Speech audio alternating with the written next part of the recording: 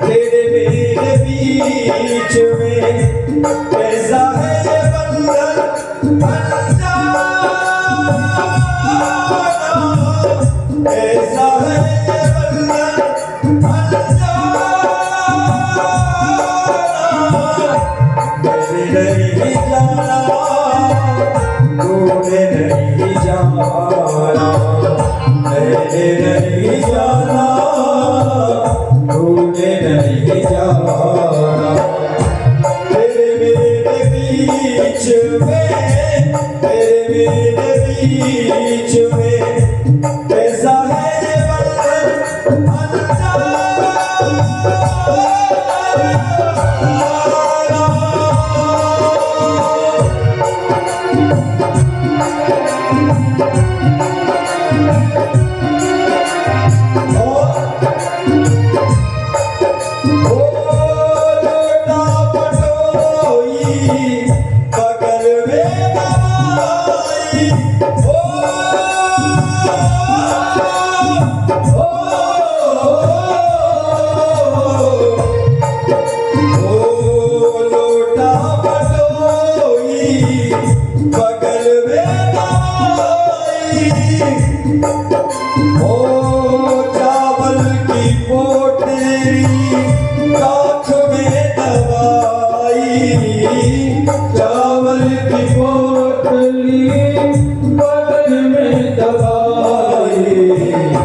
पहुँचे सुदामा कृष्ण के धाम, पहुँचे सुदामा कृष्ण के धाम, जपते चले हैं, जपते चले हैं, जपते चले हैं हरे कृष्ण,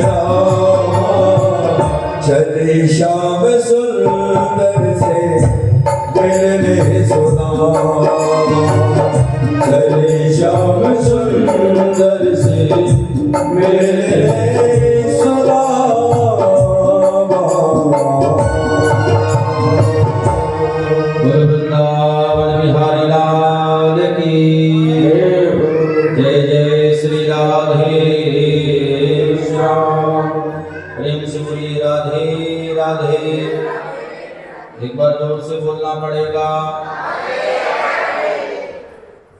श्रोता बंधुओं, सुदामा जी महाराज की जब सुबह नींद खुली तो सुदामा जी क्या देखते हैं कि सुदामा जी एक दिव्य नगर में प्रवेश कर गए। वहां की सुंदर सुबह और चिड़ियों की चहचहाहट, वृक्षों की लता पता, मानो कि वो चिड़िया और वो वृक्षों की लता पता भी श्री कृष्ण श्री कृष्ण श्री कृष्ण कह रही है। सुदामा जी को एक व्यक्ति दिखाई पड़ा। सुदामा जी ने कहा, भैया ये कौन सी नगरी है? उस व्यक्ति ने बताया, पंडित जी ये द्वारिका नगरी है। भैया यहाँ पर कृष्ण को महल कौन सो है? उस व्यक्ति ने कहा, महाराज पंडित जी यहाँ पर हमारे स्वामी का नाम ऐसे नहीं लेते, यहाँ पर हमारे स्वामी का नाम बड़े सम्मान पूर्वक लेते हैं। श्री श्री श्री 1008 श्री श्री द्वारिकादास जी महाराज। सुदामा जी ने कहा, यार इतने लंबे चौड़े नाम रखने की जरूरत कहाँ थी? जाकर कोई कृष्ण कोई गड़बड़ नाम है? अच्छा भैया हमारे तो बचपन को सखा है, और अगर वाकई दर्शन है जाए, ऐसी कृपा है जाए तो बड़ी कृपा है जाए। उस व्यक्ति ने बताया, महाराज ये द्वारिका में 16,108 भवन बने हैं, और जिसके अंदर भी आप प्रवेश करोगे उसी के अंदर कृष्ण के दर्शन होंगे। लेकिन ये जो मध्य वाला है इसमें आप जाएंगे तो जय और विजय नाम के पार्षद हैं जो मुख्य द्वार पर खड़े हैं, उनसे जाकर के कहोगे तो कृष्ण के दर्शन आपको कराएंगे, स्वामी के दर्शन आपको कराएंगे। सुदामा जी गए और सुदामा जी ने जाकर के जय और विजय से निवेदन किया। ये जय और विजय कोई साधारण नहीं है, ये जय और विजय वैकुंठ में भी भगवान के पार्षद हैं। आजकल के कथा कथित कथावाचक हैं, लोगों के मनोरंजन कराने के लिए कि लोगों का थोड़ा मनोरंजन हो जाए, उसके लिए सुदामा जी की ऐसी बेइज्जती करते हैं महाराज। सुदामा जी की नहीं, अभी तो अपनी खुद की बेइज्जती करते हैं। सुदामा जी को गिराते पड़ाते, अरे कहाँ लिखा है महाराज? अज्ञानता के कारण, केवल और केवल जिसने पूर्ण शिक्षा ग्रहण नहीं की है, वह उस अज्ञानता के कारण, लोगों के मनोरंजन कराने के कारण वह इन गलतियों को कर बैठता है। और सुदामा जी की झांकी निकालने की जरूरत क्या है? क्या मनोरंजन करना है? अरे मनोरंजन की इस संसार में कोई कमजोरी है? घर में जाओ, घर में जाकर के एक बैंड बाजा लगा लो, आप पल पल न माने टिंकू किया लो, मनोरंजन हो गया। सुनो एक से बड़े गाने, पीवीआर चले जाओ, पिक्चर हॉल में चले जाओ, आपका मनोरंजन हो गया। कपिल शर्मा का शो टीवी में लगा लो, आपका मनोरंजन हो गया। क्या ये सत्संग ही मनोरंजन का साधन बनेगा? ये सत्संग तो मनोरंजन का साधन नहीं बन सकता ना। ये सत्संग क्या है? श्रीमद् भागवत सप्ताह ज्ञान यज्ञ। ये ज्ञान का यज्ञ है। जहां पर ज्ञान का यज्ञ है, केवल और केवल वहां पर ज्ञान की चर्चा हो, ना कि व्यर्थ की बातें।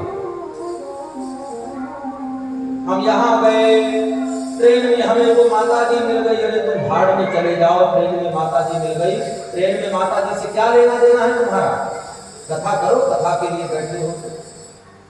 हाँ, हम यहाँ गए तो हमको इन्होंने ये दे दिया, ये कर दिया, अरे क्या मतलब है महाराज? कथा करो, 3 घंटे का समय मिला है। आज का कलयुग तो मैं तो ये सोचता हूँ कि कलयुग 4,32,000 चलेगा, और अभी भी केवल और केवल 550 वर्ष बीते हैं। और पहले जब ये भागवत की कथा राजा परीक्षित को सुखदेव ने सुनाया तो 7 दिन और 7 रात सुनाई। आज के समय में उसे काट करके बहुत ज्यादा कथा होती है कि 3 घंटे 4 घंटे। हम लोग भी ज्यादा नहीं खींचते कि ज्यादा खींचेंगे तो कल से श्रोता भी आना बंद कर देंगे। इसलिए जितना तुम्हें डोज देना है उतना ही डोज दिया जाए, जितना तुम सह लो। ज्यादा पावर की दवा दे दी जाएगी तो रिएक्शन कर जाएगी, फिर आराम करने के चक्कर में फिर लेट आओगे। दिक्कत क्या है भैया? चलो तुम्हारे बनना ही सही। लेकिन मुझे लगता है कि अब 3 घंटा हो गई, आने वाले समय में 2 घंटा, फिर 1 घंटा, फिर 15 मिनट, फिर केवल और केवल कथा 3 मिनट चलेगी। ऐसे व्यास जी आएंगे और श्रोता बैठे रहेंगे और व्यास जी कहेंगे बोल वृंदावन बिहारी लाल की है गई कथा। चलो भैया, केवल और इतना ही चलेगा ना समय आने पर। अभी कथा में आप श्रवण करिएगा तो समय क्या कह रहा है, आगे समय कैसे आने वाला है, ये सब भागवत में लिखा हुआ है।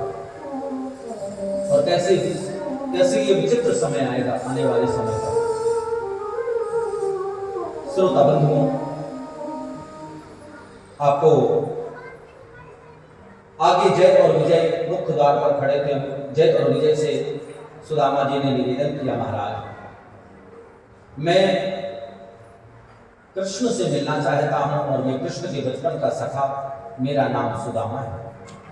जय और विजय ने कहा, महाराज इस द्वार पर 2 व्यक्ति को आज्ञा लेने की आवश्यकता नहीं पड़ती, एक ब्राह्मण और दूसरा संत। इन दोनों को आज्ञा लेने की आवश्यकता नहीं पड़ती है, अपितु स्वामी भोजन करके विश्राम ना कर रहे हों, क्योंकि भोजन प्रसाद उनका हो गया है। अगर विश्राम कर रहे होंगे तो उठाना ठीक नहीं है। फिर आप सायंकाल मिलना, मैं पता करवा लेता हूँ। उस समय भगवान प्रसाद पा करके अपने वस्त्र उतार रहे थे, अपने बाजूबंद को खोल रहे थे, अपने मुकुट को नीचे रख दिया था। उतने में बाहर से संदेश आया, महाराज द्वार पर एक ब्राह्मण खड़ा है, देखने में तो बड़ा निर्धन लगता है, तन में कपड़ा भी नहीं है, शरीर उसका ऐसा है कि मानो कि कई दिनों से उसने भोजन भी नहीं किया, लेकिन मस्तक उसका ऐसे चमकता है कि मानो कि उसके मस्तक पर ही चंद्रमा का वास हो, और बहुत दिव्य, बहुत ज्ञानी ब्राह्मण लगता है। आपको अपने बचपन का सखा और अपना नाम सुदामा कहता है। ठाकुर जी इतना सुनते ही अपनी चरण पादुका पहनना भूल गए, अपनी पीताम्बरी लहराती रही और पीताम्बरी रास्ते में छूट गई और ठाकुर जी वहां से दौड़ लगाए तो रुक्मिणी महारानी, सत्यभामा, लक्ष्मणा, भद्रा जितनी पत्नियां थी सब देख करके अचंभित हो गई कि आज इतना कौन खास आ गया कि जिनके लिए स्वामी ने अपने वस्त्र भी ठीक से नहीं देखे और अपनी चरण पादुका भी नहीं पहनी। जैसे एक भक्त भगवान के दरबार में जाता है तो अपनी चरण पादुका बाहर उतार के जाता है, वैसे ही जब भगवान भी अपने भक्त से मिलने के लिए आते हैं वो भी चरण पादुका पहन करके नहीं आते हैं। सुदामा जी को जाकर के ठाकुर जी ने गले लगाया और खूब देर तक एक दूसरे से लिपटे रहे। ठाकुर जी ने फिर ढीला छोड़ा, सुदामा जी ने भी ढीला छोड़ा। ठाकुर जी ने तो इसलिए ढीला छोड़ दिया कि डेढ़ हड्डी का मेरा मित्र है, कहीं मेरा वज्र का शरीर उसको दुख ना दे रहा हो, और सुदामा जी ने इसलिए ढीला छोड़ दिया कि मेरे शरीर में मांस तो कम है, हड्डी ही हड्डी ज्यादा है। कहीं भगवान का शरीर सुकुमार है, कोमल है, कहीं भगवान के शरीर में ये मेरी हड्डियां ना गड़ रही हो, इसलिए सुदामा जी ने ठाकुर जी को ढीला छोड़ दिया। अंदर लेकर के गए जहां पर रुक्मिणी जी और भगवान विश्राम करते हैं, वहां पर भगवान गए और भगवान जाकर के जिस बिस्तर पे भगवान शयन करते हैं उस बिस्तर पे ले जाकर के सुदामा जी को बैठा दिया। अब सुदामा जी के शरीर में धूल मिट्टी लगी है, गंदे कपड़े मैले कुचैले, यज्ञोपवीत भी मैली कुचैली। रुक्मिणी जी बगल में खड़ी होकर के रुक्मिणी जी मन में सोचने लगी कि बाप रे, ये भी ना, अरे इतनी बाहर जगह खाली थी वहां पर बैठा देते, इनको अंदर लाने की क्या आवश्यकता थी। जिसको चाहते हैं उसी को पकड़कर अंदर उठा लाते हैं। भगवान ने जब रुक्मिणी जी के मन की आभा को समझा तो भगवान को बड़ा क्रोध आया। भगवान तो चरणों के पास बैठे थे और रुक्मिणी जी बगल में खड़ी थी, तो भगवान ने नेत्रों के द्वारा ही रुक्मिणी जी को इशारा किया, ओ रुक्मिणी। रुक्मिणी जी चौंक करके देखती हैं, मन से इशारा किया कि नजर से नजर ने मुलाकात कर ली, रहे दोनों खामोश और बात कर ली। भगवान ने इशारे में कहा, रुक्मिणी, जो आज तुम्हें महारानी होने पर बड़ा गर्व है, बड़ा घमंड है, इसी ब्राह्मण ने तुम्हें महारानी बनाया है। जब तुम्हारा भाई शिशुपाल, जब तुम्हारा भाई रुक्मी शिशुपाल के साथ में विवाह करने के लिए जा रहा था तो इसी ब्राह्मण ने पत्र लेकर के मेरे पास में आया। अगर तुम्हारे भाई को पता लग जाता तो तुम्हारा भाई उस ब्राह्मण के टुकड़े टुकड़े कर डालता, और अपनी मृत्यु की चिंता न करके मेरे पास पत्र लेकर के आया। तब तुम इस महल की रानी बनी। नहीं, सुनो, इस महल की तुम दासी भी बनने के लायक नहीं थी। रुक्मिणी जी को लगा कि भगवान की ये कोई परम है, अतिशय प्रिय है।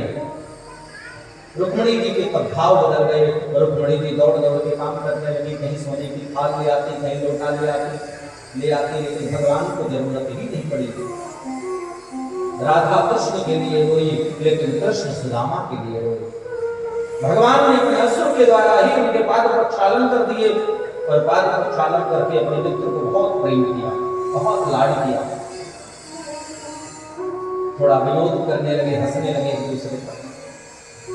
और सुदामा जी बार बार यही कहते हैं कि भैया तुम्हारी भाभी सुशीला, ओहो क्या कहना उसका।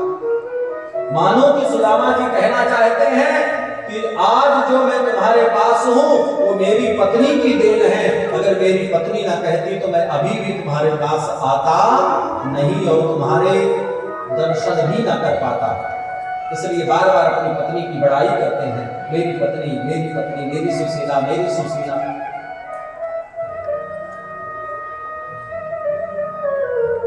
ठाकुर जी ने कहा, भैया विवाह में क्यों नहीं बुलाए? सुदामा जी ने कहा, देख तू इतना बड़ा आदमी है, पता नहीं बुलाता तो तुम आता कि नहीं आता। सुदामा ने कहा, ठाकुर जी ने कहा, बुलाना।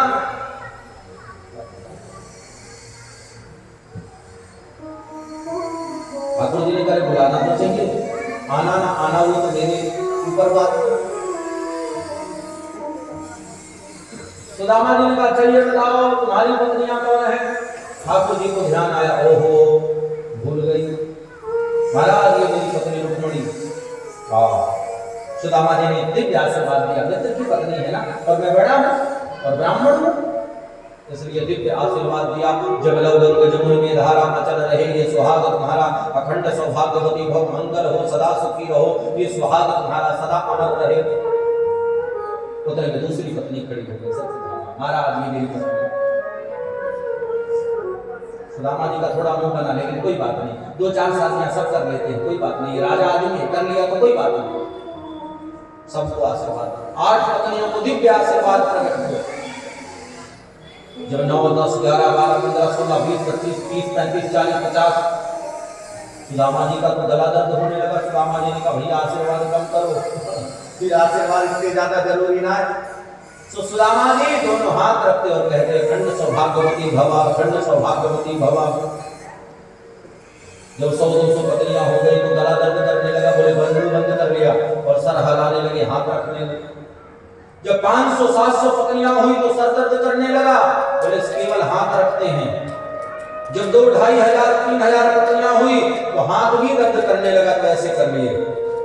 और जब 5-7 हजार पत्नियां हो गई आशीर्वाद देते देते तो हाथ भी दर्द करने लगा। कन्हैया बगल में खड़े थे, कन्हैया को सुदामा जी ने पकड़ा और पकड़ के कहा भैया ऐसो है कि अपनी पत्नी को लाइन खत्म कर, ऐसो कर किस ले तू आशीर्वाद ले ले और तू सब में अपने आप बांट दीजो।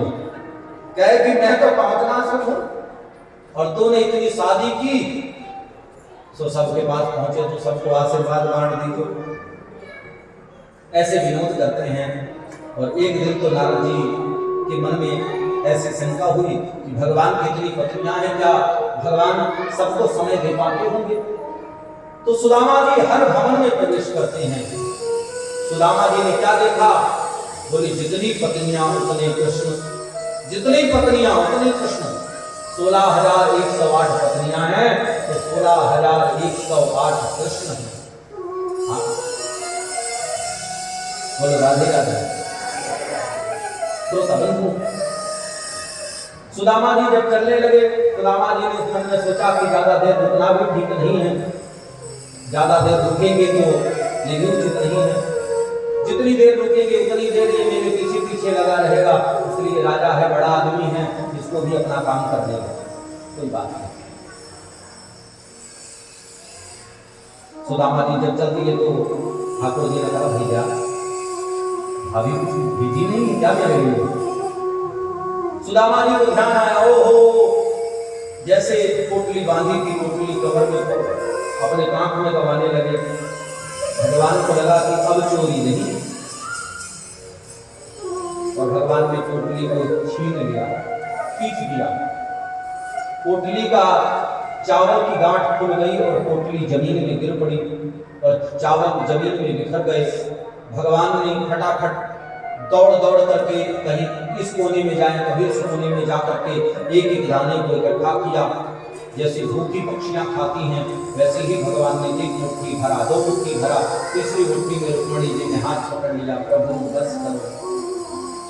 मानो कि रुक्मणी जी के कहने का मतलब है तो 2 में तो तुमने सब कुछ दे दिया, अब तीसरे में क्या हमें भी दे दो? और दूसरा रुक्मणी जी का भाव था, सुनो ये विरक्त ब्राह्मण हैं, तुम्हारे पास में धन की लालच में नहीं आए, तुमने इनको सब कुछ दे दिया। अगर तुमने सुदामा को त्रिलोकी का स्वामी बना दिया तो वो उस भी राजगद्दी में नहीं बैठेगा, क्योंकि उसके भाव को तो देखो कि किस लिए आया है। स्वामी अगर ये त्रिलोकी की चाबी किसी दूसरे के पास पहुंच गई तो ये पृथ्वी का बड़ा उलटफेर हो जाएगा, इसलिए बस करिए। और एक रुक्मणी जी का भाव यह भी था कि सुदामा जी ब्राह्मण हैं और सुदामा जी के घर से ये चावल आया है तो ये प्रसाद है, आपने 2 मुट्ठी खाया और हम भी 16,108 हैं, तो कम से कम आधा आधा दाना तो हमको भी मिले। प्रसाद समझने के लिए हाथ को पकड़ा। जब सुदामा जी चलने लगे तो सुदामा जी ने कहा भैया तेरी भाभी ने एक संदेशा कहा है। सुदामा जी ने कहा कृष्ण? भाभी ने कहा कि 1 माह 2 पाख में दो एकादशी होय। अहे प्रभु दीन दयाल जो, यह नित्य एकादशी हो। ठाकुर जी ने कहा भैया जा करके मेरी भाभी से कह देना कि होना था जो हो गया, अब कबहू ना होए। अभावी तेरे भवन में नित्य द्वादशी हो। सुदामा जी चल दिए और सुदामा जी जब रास्ते में चलते रहे तो सुदामा जी ने मन में विचार किया कि देखो धन तो कुछ नहीं दिया, लेकिन मुझे प्रेम कितना दिया जो मेरे जीवन में काम आएगा। सुदामा जी जैसे ही अपने गांव में पहुंचे तो सुदामा जी के नाम से एक नगर बन गया जिसका नाम था सुदामा नगर। सुदामा जी की जहां कुटिया थी वहां दिव्य महल प्रकट हो गया, दिव्य महल बन गया। दासियां नाव पर जाकर साल लग गए। सुदामा जी की पत्नी सुदामा जी का स्वागत करने के लिए आई और सुदामा जी उस महल में कदम भी नहीं रखते और सुदामा जी महल से बाहर अंदर में कुटिया बना करके पुनः कृष्ण का भजन करने लगे। जो संपत्ति से प्रेम नहीं करता, केवल कृष्ण से प्रेम करता है, उसको कृष्ण मिलते हैं, और जो संपत्ति से प्रेम करता है उसको केवल संपत्ति मिलती है। जहां काम है वहां राम नहीं, जहां राम है वहां काम नहीं। अगर तुम भगवान से संसार की वस्तु मांगते हो तो तुम भगवान को बिल्कुल मत मांगो, क्योंकि तुम मांगोगे भी तो तुम्हारे पास वो नहीं आएगा। तो तुमको दो में एक चुनना पड़ेगा, या तो राम या तो काम। जहां राम है वहां काम नहीं, जहां राम रहता है ना वहां काम नहीं रहता है, और जहां राम है वहां काम है। और जहां काम है वहां राम कहाँ? जहां काम है वहां राम नहीं है, जहां राम है वहां काम नहीं है, इसलिए एक ही चुनना पड़ता है। प्रेम से बोलो राधे। सुखदेव जी महाराज राजा परीक्षित को कहते हैं, राजन, इस प्रकार से भगवान सुदामा जैसे गरीब ब्राह्मण के ऊपर भी, दीनहीन ब्राह्मण के ऊपर भी बड़ी कृपा की। सुखदेव स्वामी आगे कथा सुनाते हैं कि राजन, एक बार बलराम जी को वृंदावन घूमने की इच्छा प्रकट हुई। बलराम जी जैसे ही वृंदावन की मन में इच्छा रखे तो बलराम जी को गोवर्धन की तलहटी, वृंदावन में यमुना का किनारा, नंद बाबा, माता यशोदा याद आने लगी, वो दो गोपियां याद आने लगे। बलराम जी तो वृंदावन वापस लौट के गए, लेकिन कृष्ण कभी वृंदावन वापस लौट के नहीं गए। बलराम जी गए और जाकर के बलराम जी सबके दर्शन किए और बलराम जी के मन में यमुना में क्रीड़ा करने की इच्छा प्रकट हुई। बलराम जी यमुना के किनारे गए और यमुना के किनारे जाकर के यमुना को कहा कि हे यमुना, मेरे मन में क्रीड़ा करने की इच्छा है, तुम मेरा सहयोग करो। यमुना ने नहीं सुना। 2 बार कहा नहीं सुना, 3 बार कहा नहीं सुना। तो बलराम जी को क्रोध आया और बलराम जी ने अपना हल उठाया और हल उठा करके कहा, यमुना, तू मेरी बातों की अवहेलना कर रही है, और अगर मैंने ये हल चला दिया तो तेरा सर्वनाश हो जाएगा और तू नालियों में बट जाएगी, तेरा अस्तित्व मिटा दूंगा मैं। यह गर्जना सुनकर के यमुना डर गई और यमुना जी तुरंत प्रकट हुई और प्रकट होकर के यमुना जी ने बलराम जी से क्षमा याचना की और क्षमा याचना करके बलराम जी की क्रीड़ा में बलराम जी का साथ दिया। आगे चल करके एक पारूस देश का राजा था जिसका नाम था पौंड्रक। वह पौंड्रक नकली कृष्ण था। वह पौंड्रक जो था वो नकली दो भुजा लगा करके और अपने आप को भगवान कहता था कि वो द्वारिकाधीश झूठा है, मैं सच्चा हूं। और काशी नरेश, काशी मतलब बनारस के एक राजा थे, वो काशी नरेश उसका सपोर्ट करते थे, साथ देते थे और कहते थे हाँ सही कह रहा है। रुक्मी जो विदर्भ देश के राजा हैं, जो रुक्मणी जी के भाई हैं, वो भी उसका सपोर्ट करते थे। शिशुपाल, ये सब भगवान के दुश्मन थे, ये भी सपोर्ट करते थे। भगवान गए और भगवान जाकर के पौंड्रक का वध किया। शिशुपाल भगवान को गाली देने लगा और गाली देते देते 99 गालियां क्षमा थी, 100 गाली के ऊपर दे दिया तो भगवान का उसी समय चक्र प्रकट हुआ और शिशुपाल का सर धड़ से अलग कर दिया।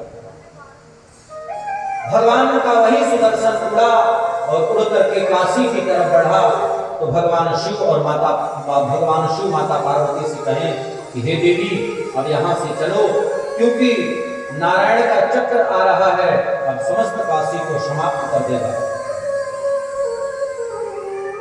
और पुनः भगवान का चक्र आया और समस्त काशी को समाप्त किया और फिर से सुंदर काशी प्रकट हुई और फिर आकर के भोलेनाथ और माता पार्वती ने निवास किया।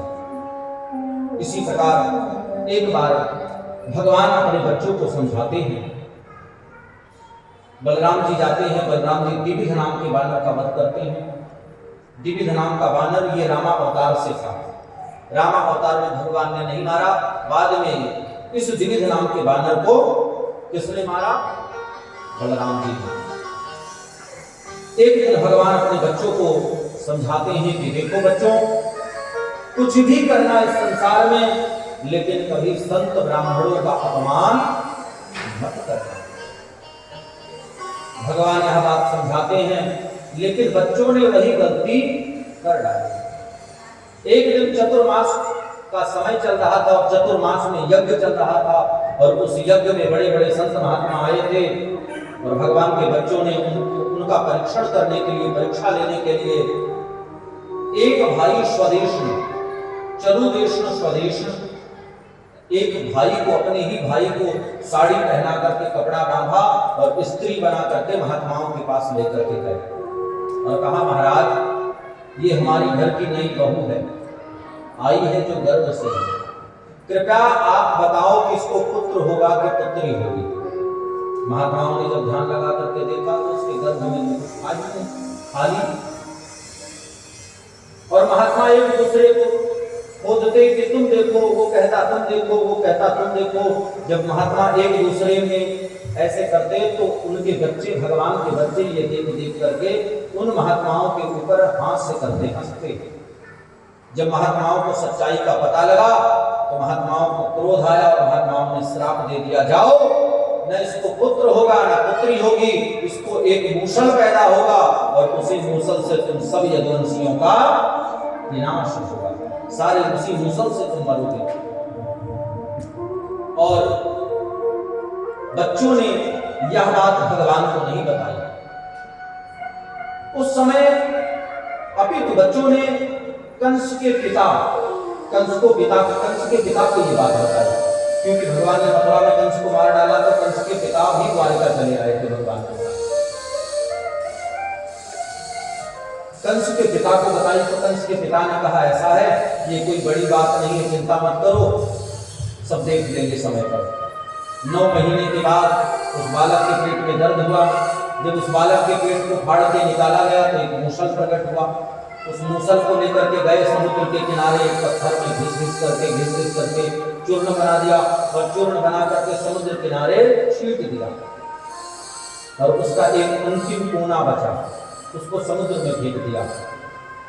उसको एक मछली ने निकल गया, उस मछली को एक मछुआरे ने पकड़ा और जब उसके पेट को फाड़ा तो उसने सोचा कि बाण में लगाने के लिए बड़ा सुंदर इससे शिकार अच्छा होगा और उसने अपने बाण में लगा दिया।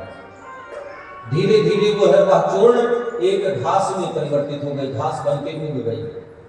एक वही द्वारिका में यज्ञ चल रहा था, आपस में यदुवंशी झगड़ा किए, भगवान समझाने के लिए आए और भगवान का अचानक हाथ उस घास में पड़ा जैसे ही उस घास में पड़ा तो घास को स्पर्श करते ही वह घास मूसल में परिवर्तित हो गया। जब सभी यदुवंशियों ने देखा तो सभी यदुवंशी उस घास को उखाड़ते तो मूसल बन जाता और सभी यदुवंशी आपस में लड़ लड़ के मर गए। भगवान अकेले बचे। भगवान को इस बात का ज्ञान हुआ कि गांधारी जो दुर्योधन की मां है, उन्होंने श्राप दिया था कि जैसे मेरे सामने मेरे पुत्रों का नाश हुआ वैसे तेरे सामने तेरे भी पुत्रों का नाश होगा और तेरी द्वारिका इसी समुद्र में डूब जाएगी। भगवान समझ गए कि अब गांधारी का श्राप भी सच होने वाला है, इसलिए भगवान द्वारिका छोड़ दिए। और उस समय अर्जुन भगवान से मिलने के लिए आए थे, तो अर्जुन ने अपनी पत्नियों को भगवान को दे दिया कि तुम ले जाकर के इनकी रक्षा करना। अर्जुन लेकर जा रहे थे, रास्ते में कुछ डाकुओं ने हमला किया और हमला करके उन डाकुओं ने भगवान की पत्नी को लूट लिया, ले गए थे अपने घर। वही संतों ने कहा कि ये क्या है, तो वही भगवान कहते हैं कि भगवान कहते हैं कि यही तो मेरी माया है। भगवान की माया क्या है? एक बार सुदामा जी ने भगवान से पूछा कि कृष्ण तेरी माया क्या है, अपनी माया बता। तो कृष्ण ने सुदामा जी से कहा कि तुम अपनी आंखें बंद करो। सुदामा जी अपनी आंखें बंद किए तो सुदामा जी एक बड़े सुंदर नगर में पहुंच गए। सुदामा जी को जब सबने देखा, पंडित जी पंडित जी पंडित जी पंडित जी, बड़ा सम्मान बड़ा मान। सुदामा जी जब वहां से जाने लगे तो गांव के लोगों ने कहा आपको कहीं जाने की जरूरत नहीं, आप यहीं रहो। सबने धन संपत्ति दे दिया। सुदामा जी के विवाह, सुदामा जी की शादी करा दी, सुदामा जी के बाल बच्चे हो गए। एक दिन सुदामा जी की पत्नी का देहांत हो गया, मर गई। और उस गांव का एक रिवाज था कि जब पत्नी मर जाती तो पति को भी साथ में जलाया जाता था। जब सुदामा जी की पत्नी को चिता में बैठाया तो सुदामा जी को भी सब वही गांव के लोग, जिस गांव के लोगों ने उनको सम्मान दिया, जिस गांव के लोगों ने उनको सर पे बैठाया, उनको संपत्ति दी, धन दिया, दौलत दिया, उन्हीं गांव के लोगों ने, जिन गांव के लोगों ने उनकी शादी कराई और उन गांव के लोगों ने उनका जीवन यापन किया, उसी गांव के लोग पकड़ करके आज सुदामा जी को चिता में बैठाने लगे। जैसे ही चिता में बैठाए और नीचे से आग लगी, सुदामा जी घबराए और सुदामा जी के बगल में भगवान खड़े हुए थे। सुदामा जी भगवान को पकड़ करके कृष्ण कृष्ण कृष्ण कृष्ण ये क्या है, और उनकी आंखें खुली। भगवान ने ऐसे ऐसे किया तो उनकी आंखें खुली। बोले ये क्या था? भगवान ने कहा यही तो मेरी माया है। पहले तुम्हें सब मिलेगा, उसके बाद तुमसे सब लिया जाएगा, क्योंकि ये संपत्ति सब मेरी है और मेरी संपत्ति में किसी का अधिकार नहीं है और सब जीव का अधिकार है। किसी का अधिकार भी नहीं है और सब जीव का भी अधिकार है। एक मेरे सामने की घटना है, अभी 4 साल पहले की, मैं नाम नहीं लूंगा किसी का। एक जीरकपुर में हमारे शिष्य रहते थे, अयोध्या के थे, बहुत बड़े आदमी थे बेचारे। उनको एक ही पुत्र और 3 पुत्री हुई। उन्होंने 2 पुत्रियों का विवाह कर दिया और ऐसी जगह विवाह किया कि पति भी नशेड़ी, मतलब वो धन नहीं खर्चा करना चाहते थे कि बेटियां ब्याह के चली जाएं और हमारा धन भी ना खर्चा हो। इसलिए अपने धन को बचाने के लिए उन्होंने अपनी बेटियों का भी विवाह अच्छे घरों में नहीं किया। सब बेटियां, किसी का पति छोड़ दिया तो किसी का पति रोज मारता है, रोज कूदता है। अचानक 4 साल पहले उनकी मृत्यु हो गई, मर गए, शरीर छोड़ दिया उन्होंने। उनकी इतनी संपत्ति, करोड़ों की संपत्ति, आपके इसी चंडीगढ़ पंचकुला में उनके 10-10, 12-12 मकान। एक मकान को अभी मुझे सूचना मिली कि एक मकान को एक किराएदार ने कब्जा कर लिया। अभी मुझे सूचना मिल रही है कि उनका बेटा किसी लड़की को लेकर के भाग गया और दिल्ली में 61 लाख का घर बना के रहता है, जहां बूढ़ी मां केवल अकेले रहती है। और धीरे धीरे उनके बहू बेटे सब धीरे धीरे संपत्ति के चक्कर में लगे हैं और धीरे धीरे देख लेना सब हड़प जाएगी, सब लुट जाएगा, सब बर्बाद हो जाएगा। इसीलिए गांव के बड़े बुजुर्गों ने कहावत कही कि सूम का धन शैतान ही खाता है। तो भगवान तुमको सब दिया और तुमसे कब ले लेगा कोई जानता नहीं है। इसलिए अगर भगवान ने दिया तो उसे खर्च करना सीखो, खर्च करो। लक्ष्मी जी जब हमें देती हैं तो हमारी कुछ जगह कील गाड़ देती हैं। जब लक्ष्मी हमारे पास आती है ना तो हमारे शरीर के अंदर कुछ जगह कील गाड़ के आती है। पहला तो पांव में कील गाड़ती है कि हम इस पैरों के द्वारा कहीं तीर्थों में ना जा पाए, पैसे वालों की दशा है। दूसरा कील गाड़ती है हाथ में कि हम इस हाथ से दान ना कर पाए। तीसरा मुंह में कि हम इस मुख से भजन ना कर पाए, भगवान का नाम ना ले पाए। और चौथा ये कान में कि हम भगवान का नाम ना सुन पाए। तो लक्ष्मी जब आती हैं तो कुछ जगह कील गाड़ देती हैं कि तुम इससे वंचित रहो, तुम इससे दूर रहो। इसलिए जब धन आए तो उस धन को सत्कर्म में लगाओ, ज्यादा जोड़ने के चक्कर में मत पड़ो, सब जुड़ जाएगा, सब बर्बाद हो जाएगा। जोड़ो मत बहुत ज्यादा, यहाँ भी प्लाट ले ले, वहां भी ले ले, यहाँ भी घर, वहां भी कर ले, क्या करोगे कर? जब तुम्हारे पास में एक कमरा था तब भी चल रहा था, और जब 10 कमरे का हुआ तब भी चला, और जब तुम्हारे पास में 50 कमरे का होगा तब भी तुम्हारा नहीं चलेगा और ना चलने वाला है, क्योंकि मन बड़ा चंचल है, इसे कैसे मैं समझाऊं। प्रेम से बोलो राधे राधे। इस प्रकार भगवान द्वारिका को छोड़ करके एक घनघोर जंगल में एक वृक्ष के नीचे बैठे सो रहे, लेटे थे और भगवान के चरण चमक रहे थे। जिस मछुआरे ने, जिस शिकारी ने उस मछली को पकड़ करके उस बाण को अपने बाण में उस अंतिम कण को लगाया, उसने सोचा कि ये हिरण की आंख है चमक रही है, और हिरण की आंख समझ करके और हिरण को समझ करके भगवान के चरणों में उसने बाण मार दिया। और भगवान उसी बाण को निमित्त बना करके इसी धरती पर अपना शरीर छोड़ करके चल दिए, और भगवान के शरीर से एक ज्योति प्रकट हुई और ज्योति आकर के इसी भागवत में समाहित हो गई। इसलिए ये भागवत कोई साधारण नहीं, ये भागवत ही स्वयं भगवान है। इसलिए जीते जी तो जीते जी, मरने के बाद भी जो मुक्ति दिला दे उसी का नाम है भगवान। हम लोग आरती गाते हैं ना कि भागवत भगवान की है आरती, पापियों को पाप से है तारती। हाँ, ये भागवत ही भगवान है। आप राम कथा उठा लो, शिव पुराण उठाओ, देवी भागवत उठाओ, सब यही शास्त्र कहेगा कि आओ हम तुम्हारा कल्याण करेंगे, लेकिन कब तक जीते जी, मरने के बाद भी कोई गारंटी नहीं है। लेकिन ये भागवत ऐसी कथा है कि कहती कि जीते जी तो तुम्हारा कल्याण करूंगी ही करूंगी, मरने के बाद भी तुम्हारा कल्याण करे। ऐसा केवल वो परम पुरुष ही हो सकता है, वो कर्तुम अकर्तुम ही हो सकता है, दूसरा कोई। सुखदेव जी महाराज राजा परीक्षित को अंतिम कथा सुना करके कहते हैं, राजन अब तुम अपने मृत्यु का इंतजार करो, तुम्हें मृत्यु आएगी और तुम अपने शरीर को छोड़ देना। और देखते ही देखते उनके पुत्र जन्मेजय ने एक सर्पों का यज्ञ किया, और उन्होंने सर्पों का इसलिए यज्ञ किया कि सभी सर्पों को मार डालूंगा तो मेरे पिता की मृत्यु नहीं होगी। सभी सर्पों का यज्ञ किया, सभी सर्प मर गए, लेकिन तक्षक नहीं आया। तक्षक जाकर इंद्र के आसन में लपट गया, और जब तक्षक के नाम से आहुति डाली गई तो तक्षक इंद्र के आसन सहित चला आ रहा था। देवताओं में खड़मंडल मच गया और हाहाकार मचने लगा। ये हुआ कि महाराज ऐसा मत करो, देवराज इंद्र अगर जल करके भस्म हो गए तो बड़ा हाहाकार हो जाएगा, कहां से दूसरा देवराज इंद्र पाएंगे। 100 अश्वमेध यज्ञ करने वाला देवराज इंद्र बनता है। ऐसा कौन सा प्रतापी व्यक्ति है जो 100 अश्वमेध यज्ञ करेगा तुरंत। इसलिए जो होना है वो होकर रहेगा, जिसको मरना है वो मरेगा। राजा रंग फकीर, और अब तो तुम्हारे पिता को इस शरीर से मोह ही नहीं रहा। परीक्षित जी ने तुरंत अपने पुत्र जन्मेजय से कहा, पुत्र कुछ मत करो, अब मुझे शरीर छोड़ने दो, मुझे अभी शरीर से कोई मोह नहीं है।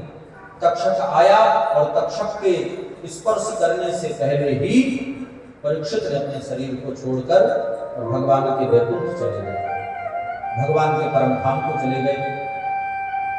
इसी प्रकार ये कथा यहीं पर विश्राम होती है। बोल वृंदावन बिहारी लाल की जय। हमारे साथ भागवत का अंतिम श्लोक सभी लोग बोले। नाम संकीर्तनम यस्या नाम संकीर्तनम यस्या सर्व पाप प्रणाशनम सर्व पाप प्रणाशनम प्रणामो दुख समनस्तम प्रणामो दुख समनस्तम नमामि हरिं परम नमामि हरि परम नाम संकीर्तनम यस्या नाम संकीर्तनम यस्या सर्व पाप प्रणाशनम सर्व पाप प्रणाशनम प्रणामो दुख समनस्तम प्रणामो दुख समनस्तम नमामि हरिं परम नमामि हरि परम। नाम संकीर्तनम यस्या, इसका मतलब है कि इस कलयुग में केवल और केवल नाम संकीर्तन ही, ये भागवत अंतिम श्लोक है कि नाम संकीर्तन ही हम सब जीव का कल्याण का मार्ग बनेगा। नाम संकीर्तन करने से हमारे समस्त दुखों का नाश होगा, इसलिए ज्यादा से ज्यादा भगवान का नाम और भगवान का कीर्तन हर घर में होना चाहिए, हर घर में करें। आगे भागवत में है कि कलयुग की आयु 4,32,000 है, जिसमें कलयुग अभी तक 5,500 वर्ष बीता है। आने वाले घोर कलयुग में, सतयुग में हम लोगों की 1,00,000 साल आयु थी, त्रेता में 10,000 साल और द्वापर में 1,000 साल, और इस कलयुग में कितनी है हमारी आयु? 100 साल। 100 साल ही जीता है ना सब। 100 साल की आयु में आने वाले घोर कलयुग में केवल और केवल हम सब की उम्र 10 वर्ष बचेगी, और उसी 10 वर्ष में हमारी शादी हो जाएगी, बच्चे हो जाएंगे, नाती पोता हो जाएंगे, और हमारी लंबाई केवल और केवल एक चने के पेड़ के बराबर ही रह जाएगी। उस समय घोर कलयुग में ना तो माँ के प्रति पुत्र का संबंध बचेगा और ना तो भाई के प्रति बहन का संबंध बचेगा, सब एक दूसरे से घसकम पसकम चलेगा ऐसे ही। और तब दिल्ली शहर में रावण का पुत्र मेघनाथ जन्म लेगा और समस्त धर्मानुरागियों को परेशान करेगा, यज्ञ अनुष्ठान नहीं होने देगा। तब भगवान संभल नाम के ग्राम में एक ब्राह्मण के घर में कल्कि का अवतार लेंगे, और कल्कि का अवतार लेकर के कलयुग का अंत कर भगवान पुनः धर्म की स्थापना करेंगे और पुनः सतयुग आएगा। बोलो वृंदावन बिहारी लाल की जय हो। भगवान सब पर कृपा करे। मैं श्री धाम वृंदावन की पावन पूरी धरती से पधारा हुआ संत ब्रह्मदेव पीठाधीश्वर श्री श्री प्रेम मूर्ति जी महाराज, मेरा जो शरीर है पीछे से वो तीर्थराज प्रयाग का है। वृंदावन की पावन भूमि में मैं एक गुरुकुल विद्यालय का संचालन करता हूं, जिसमें गुरुकुल विद्यालय में निःशुल्क सब बच्चों को शिक्षा दी जाती है, और तीर्थराज प्रयाग में भी ये सत्कर्म का काम करने जा रहा हूं, और वहां का भी नवनिर्माण गुरुकुल विद्यालय का शुरू है। मैं प्रेम मूर्ति महाराज आप सबके बीच में 7 दिन की कथा को लेकर के आया था, और 7 दिन की आपको कथा श्रवण कराई। आपने भी मेरी कथा को अपनी गति और मति के अनुसार श्रवण किया। अगर मेरे कर्म के द्वारा, मेरी वाणी के द्वारा अगर आप सभी को किसी प्रकार से कोई ठेस भी अगर पहुंचा हो, तो दास आप सबसे क्षमा चाहता है। मेरे संगीतज्ञ, मेरे आचार्यजनों के द्वारा अगर कोई गलती, कोई भूल चूक अगर आप सबसे हुई हो, तो मैं इनके प्रति भी अपनी तरफ से आप सबसे क्षमा प्रार्थी हूँ, और आप सबका जीवन मंगलमय रहे, आनंदमय रहे, आपका कल्याण हो, आपके घर में सुख शांति रहे, आपके मन और आपके विचार में सदा कृष्ण ही कृष्ण रहे, और आपके प्रति, आपके मन में कृष्ण की भक्ति बढ़े, आपके हृदय में भगवान का प्रागट्य हो, और आप एक अच्छा कर्म करके, एक अच्छा सत्कर्म करके आप इस धरती को छोड़ करके जाएं, जिससे कि आपको आपका लोक भी सुधरे और आपका परलोक भी सुधरे। इसी के साथ मैं अपनी वाणी को विराम देते हुए मैं अपने मुख्य यजमानों से निवेदन करूंगा कि आकर के भागवत को विश्राम दें। भागवत को विश्राम देने के बाद व्यास विदाई होगी। व्यास विदाई में एक एक लोग सभी लोग आएंगे और भागवत को प्रणाम कर, व्यास जी को प्रणाम कर व्यास जी को विदा करेंगे। और विदा करके निवेदन करेंगे कि महाराज ऐसे ही हम सबके द्वारा सत्कर्म होता रहे। आप सबने इतनी दूर से आकर के अपना इतना समय दिया, तिवारी जी का साथ दिया, आप सबके लिए मैं बहुत बहुत साधुवाद और आप सबके लिए बहुत बहुत धन्यवाद। और सबसे ज़्यादा मैं साधुवाद देना चाहूँगा श्याम सुंदर तिवारी जी का, उनकी धर्मपत्नी जी का और उनके तीनों बच्चों का, विनीत जी का, विवेक जी का और विकास जी का। मैं बहुत बहुत साधुवाद दूंगा कि बच्चों को कुछ ना पता होते हुए भी उन्होंने बहुत सेवा की और ये कथा को बड़े सुंदर तरीके से जैसा भी उनसे बन सका उन्होंने बहुत कुछ किया। मन उनसे बहुत प्रसन्न है और उनको और उनके पूरे परिवार को बहुत बहुत मैं मन से हृदय से आशीर्वाद देता हूँ कि नित्य ऊंचाइयों को प्राप्त करें, नित्य तरक्कियों को प्राप्त करें और ठाकुर जी आप सब पर भी कृपा करें और हमारा आशीर्वाद आप सब पर भी विशेष है। बोल वृंदावन बिहारी लाल की जय हो।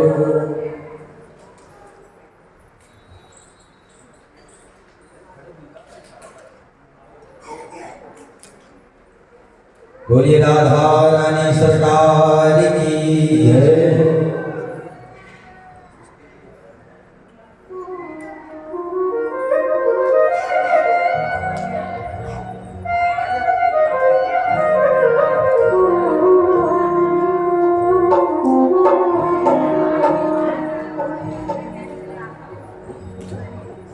मिलन आज तक था हमारा तुम्हारा,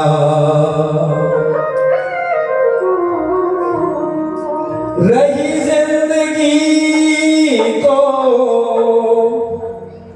रही जिंदगी तो रही जिंदगी तो मिलेंगे दोबारा। मिलन आज तक था हमारा तुम्हारा, मिलन आज तक था हमारा तुम्हारा। ओ रही जिंदगी तो रही जिंदगी तो रही जिंदगी तो मिलेंगे दोबारा। मिलन आज तक था हमारा तुम्हारा, मिलन आज तक था हमारा तुम्हारा।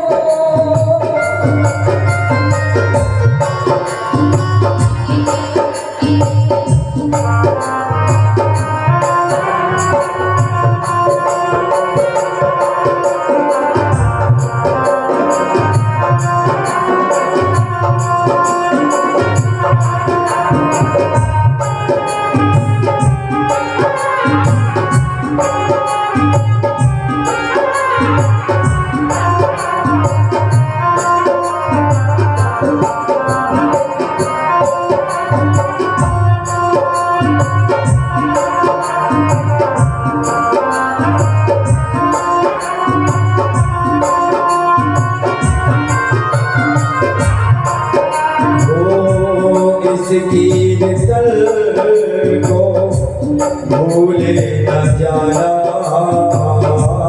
इस कीर्तन को, भूले न जाना इस कीर्तन को, भूले न जाना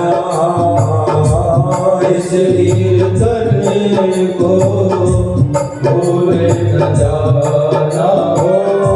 सत्संग में तो प्रतिदिन सत्संग में तुम प्रतिदिन जाना हो खुशियाँ हो भरपूर, खुशियाँ हो भरपूर,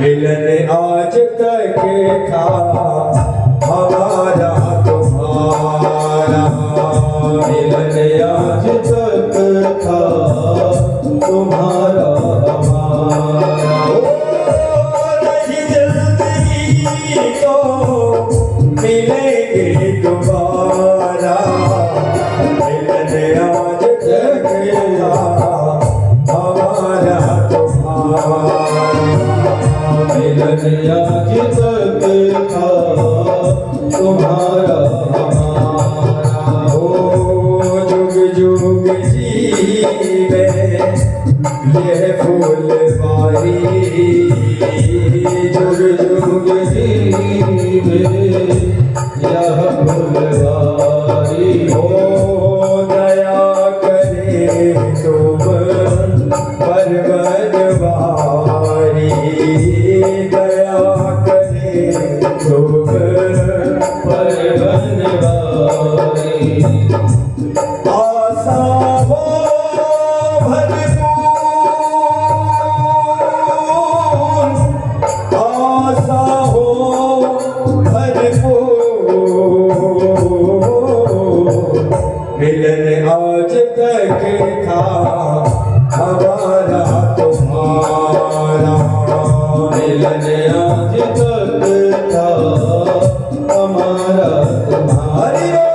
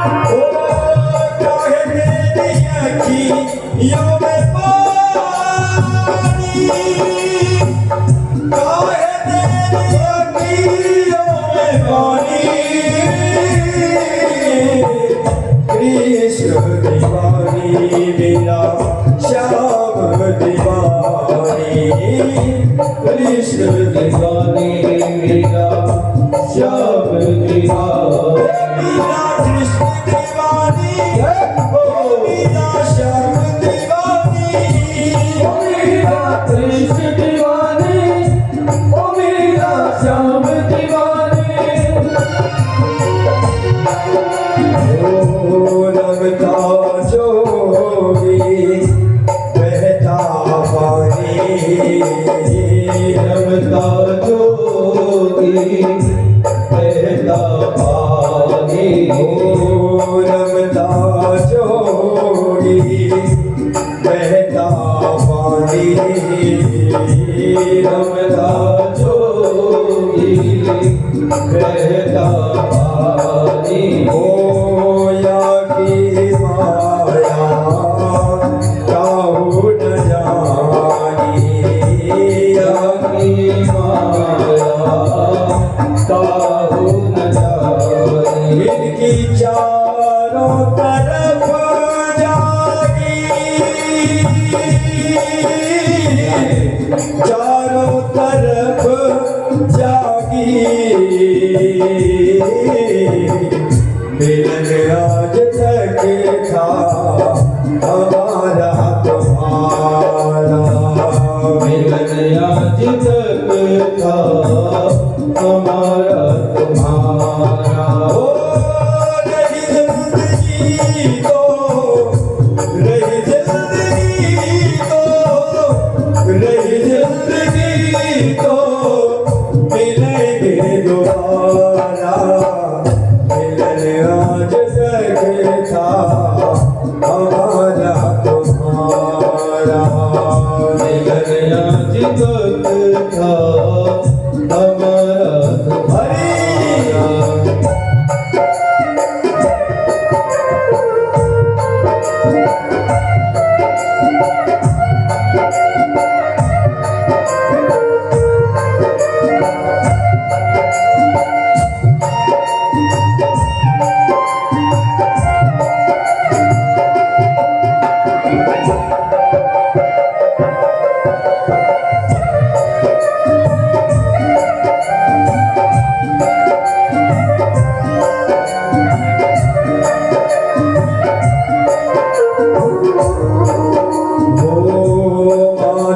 पिता और भाई रहना पिता और भाई रहना। भूल चूक की माफी देना भूल चूक की माफी देना। मात पिता और भाई बहना हमारे पिता और भाई बहना। भूल चूक की माफी देना भूल चूक की माफी देना। मैं हूँ ब्रह्मचारी, मैं हूँ ब्रह्मचारी। मिलन राज तक था हमारा तुम्हारा मिलन आज तक था हमारा तुम्हारा।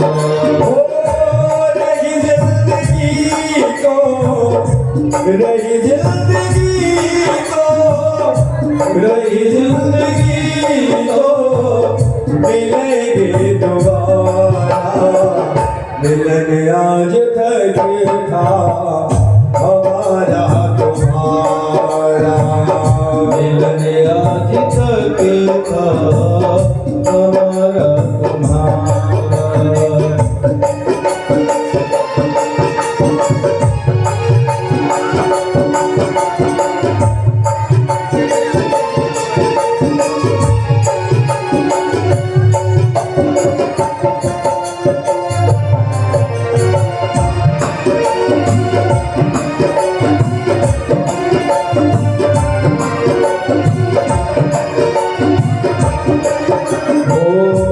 करूँ श्याम से मैं ये विनती करूं श्याम से मैं यह विनती। करूँ श्याम से मैं ये विनती करूं श्याम से मैं यह विनती। फिर से मिलन